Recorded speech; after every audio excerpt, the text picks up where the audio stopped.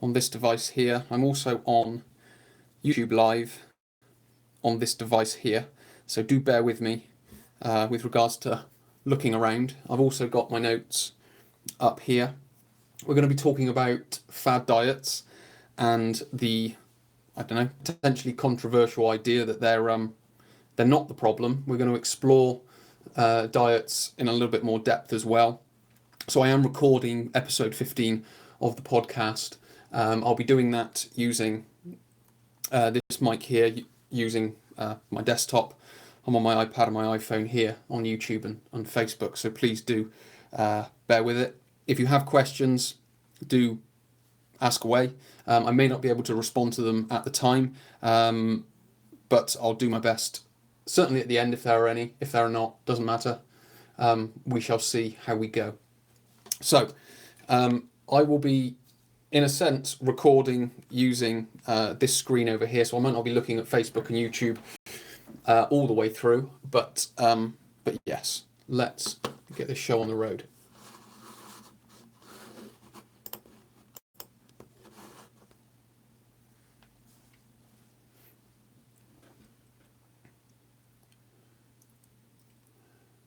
Hello and welcome. My name is Chris from ChristopherHole.com, and welcome to episode 15 of our podcast, where we're going to be discussing the idea that fad diets might not be the problem.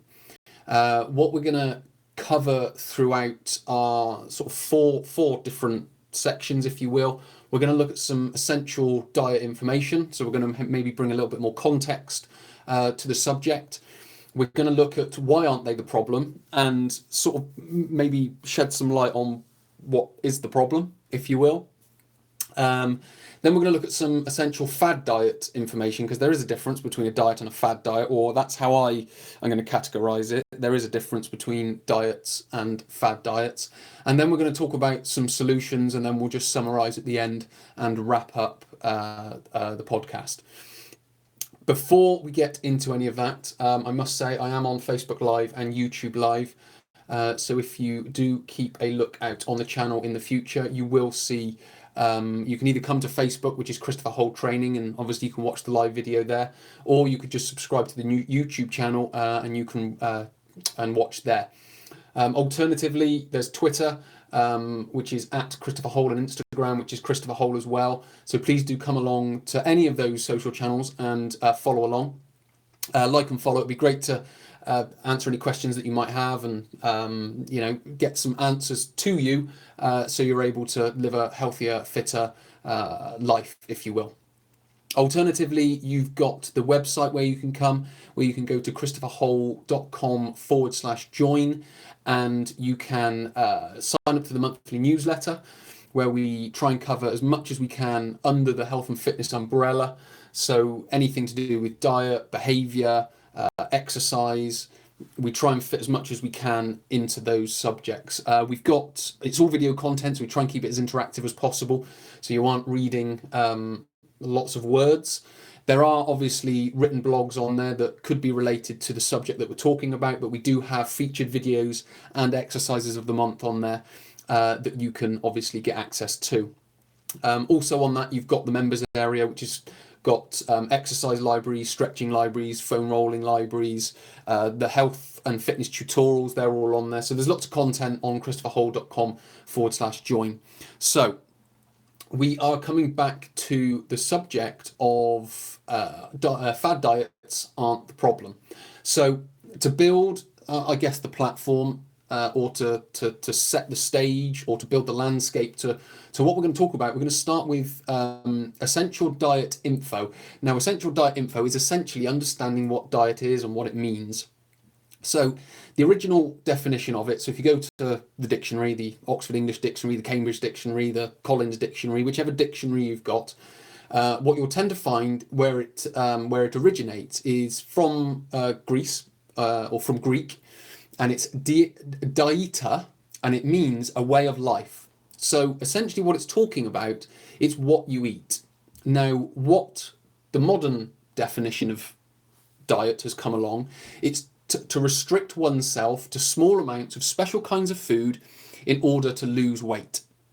So what we've got are two you could say, slightly contradictory definitions. One is the original. That's the one I'm kind of going to be working from a lot of the time. And then you've got the modern one, which is the one where we sort of understand today, in that it's a restriction of some kind. But what we have to understand is that your diet is essentially the way that you eat. It's a way of life. So we've sort of honed it into food, but essentially the diet is your way of life, if you will, or the way you eat. So we've got the original definition of diet, which is dieta, which is a way of life, and then we've got the modern definition, which is to restrict oneself to small amounts or special kinds of foods in order to lose weight. So that sort of, I guess, sets the stage. Now, I'm going to be talking a lot more from the perspective of the original definition. So why aren't they the problem? Or why don't I think they're the problem? Well, because the diets can work. So if they can work for one person, there is a potential they could work for the next person. Now, I know there could be a lot of controversy. I know I hear a lot of professionals, nutritionists, dietitians, personal trainers, all of those types of professionals. They will talk about it's all about eating a healthy way. Now, I agree with that. I'm wholeheartedly behind that. But what we have to understand is there are certain situations where we may need to adapt things and change things. So what we can understand is that if necessary, a 12-week diet, an 8-week diet, or a 4-week diet, or a 6-week diet, or a 6-month diet, that can work. That could get you the result that you seek. You could lose weight. It's then, which brings me on to the next point, what is the problem? Well, the problem is the way you're currently eating. So it's that got you into the problem that you're facing now. It's that helped you gain the weight. It's that helped you be low energy, or that you have your high sugar swings and highs and lows and peaks and troughs. So it's that got you there. So it's very much understanding that it's the way that you're eating at the moment that has caused the problem. Now, if a diet is used incorrectly, then yes, I do understand how it can be a problem. But if we use it in a way that we are able to lose the weight, we then transition off that diet into a much healthier way of doing it, then we've achieved the first thing, which is to get the weight down. And then we've achieved the second thing on maintaining that lower weight. So in that instance, the fad diet worked. So it's not necessarily the diet that's the problem. It's the way that we use the diet that is the problem, and the current way that we're eating. So it's very much from your individual perspective, is understanding what works for you. Because I have an example. I was sat with one person and she was questioning her diet, and I basically asked her the question, do you have a system that works for you? And she said, yeah, I have a diet and I'll do it just before I go on holiday. I'll lose the weight and I'll feel better about myself and I'll be able to sit on the beach in a bikini type of thing. And I was like, well, there you go. There's your method. Whenever you want to go into that bikini, then, or when you go on holiday, just plan 3 months before. This is the way I'm going to eat. Obviously, there are factors that come with that, i.e., you may be restricting a certain food. But if you're going into it with a purpose and knowing that, that's absolutely fine. We know in certain professions we have to sacrifice certain things to fulfill our potential in a profession. So with regards to diet, it's no different. So it's very much understanding that as long as it's planned, as long as it's used properly, then there's nothing wrong with the diet. All we have to do is just find the one that works for us. Because then if we find that the diet that we are on originally is putting on copious amounts of weight, then we will have to change that.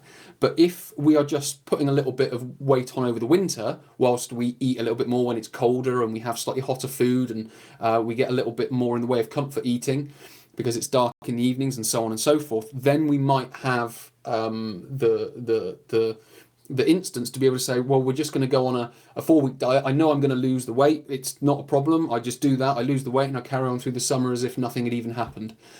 That's essentially the original definition of diet. It's just a way of life. Through the winter, I eat slightly more comfort foods because it's cold, it's dark, and this and that and the other. And then in the winter, I change my diet and I do something different. Or, as I mentioned, before a holiday, I eat a certain way, I get the weight down, and then I just carry on as normal. As long as the two aren't drastically different, then we haven't got those extreme fluctuations, if that makes sense. So from, I guess we move on to the third point, which is the essential fad diet information, is the fact that fad diets aren't meant to be sustainable. So stop talking about them like they are. That's more of a message, I guess, to other professionals maybe, because it might be that we need to do something for 12 weeks to get weight down, to normalize blood sugar, whatever it might be. It's just the fact that the whole yo-yo behavior is taken with it that makes it seem like it's a problem. But that's not the diet's fault. That's the person yo-yo dieting and thinking, I'm doing everything wrong, I'm doing everything right, sort of thing. Whereas if we just take it as it's the way that we do things, I put a little bit of weight on over the winter, or I lose it in the summer, then that's absolutely fine, as long as it's not extreme fluctuations. The other thing that I've said, and I've mentioned it before, is that they can get you the result that you seek. So if you're trying to lose weight, they can help you do that.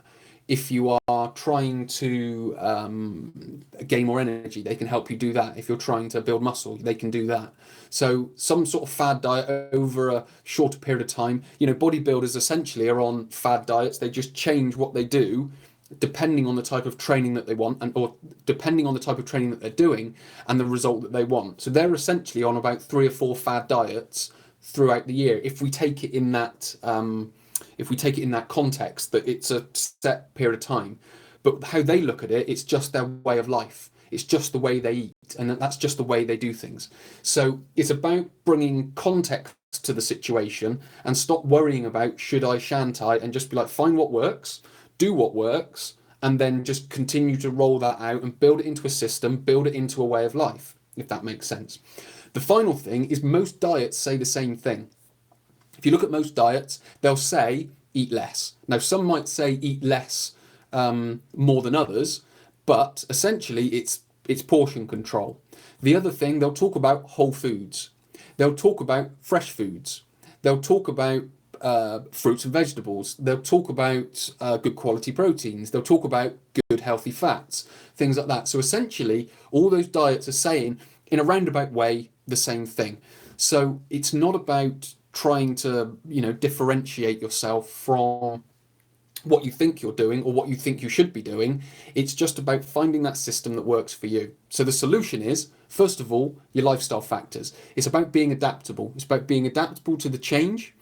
It's about being able to transition between those different essentially fad diets. If we go back to the bodybuilding example, they'll change their diet depending on the period of their training they're in. If you're a person that wants to get to lose a little bit of weight before holiday, then just pick 3 months before the holiday, start making the changes, reduce the weight. I mean, if it doesn't work, all you've then got to ask is what worked and what didn't work. Okay, well, why didn't that work? It's just bringing a little bit of, let's just say, analysis and planning to it. And then you can figure out, well, okay, this seems to work. If you do want to stay lean all the way through, then it's finding the way to do that. And that's essentially all we're looking at, is just finding the system that works for you with your lifestyle. It works for you with the goals that you have.